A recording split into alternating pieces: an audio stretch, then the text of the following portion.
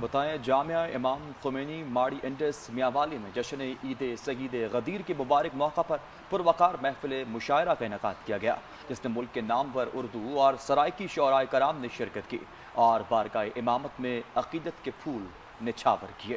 زاہد عباس کی رپورٹ دیکھیے۔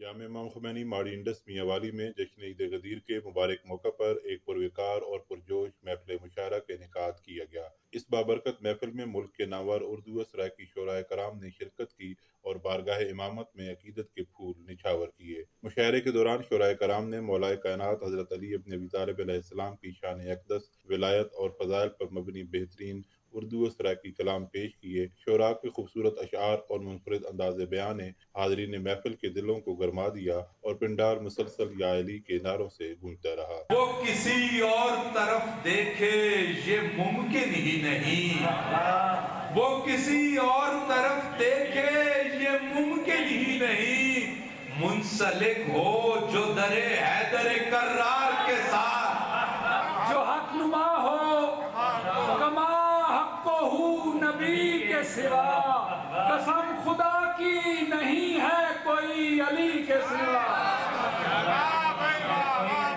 ممبر اسلامی رتی کونسل علامہ سید افتخار حسین نقوی نے اپنے خطاب میں تمام حاضرین اور امت مسلمہ کو عید غدیر کی مبارکباد پیش کی۔ انہوں نے عید غدیر کے پیغام اور ولایت علی کی اہمیت پر روشنی ڈالتے ہوئے کہا کہ یہ دن حق اور سچائی کی فتح کا دن ہے۔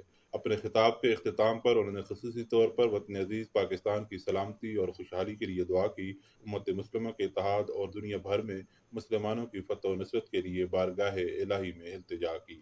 محفل کے آخر میں علامہ سید افتخار حسین نقوی نے محفل مشاعرہ میں بہترین کلام پیش کرنے والے تمام نامور شعراء کرام کی علمی و ادبی خدمات کو سراہا اور انہیں خوبصورت ولایت علی شیلڈ سے نوازا۔ کیمرہ مین نیاز شاہ کے ساتھ زاہد عباس، سچ نیوز، میاں والی۔